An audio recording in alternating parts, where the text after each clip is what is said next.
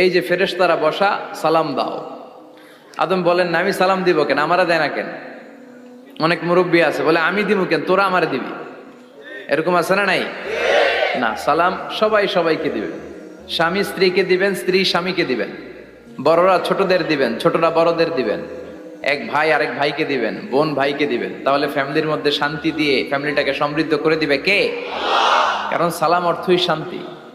সালাম অর্থ কি? ফ্যামিলির মধ্যে আমাদের এই সালামের প্রচলন নাই। বিশ্বনবী সাল্লাল্লাহু আলাইহি ওয়াসাল্লাম স্ত্রীদেরকে আগে সালাম দিতেন, সাহাবাদেরকে আগে সালাম দিতেন। মা আয়েশা বলেন, এত বছর বিশ্বনবী সংসার করলাম, একদিনও আগে সালাম দিতে পারি নাই। সবসময় বিশ্বনবী আমাকে আগে সালাম দিয়ে দিতেন। তো সাইয়েদনা আদমকে সৃষ্টি করার পরে আল্লাহ বললেন, আদম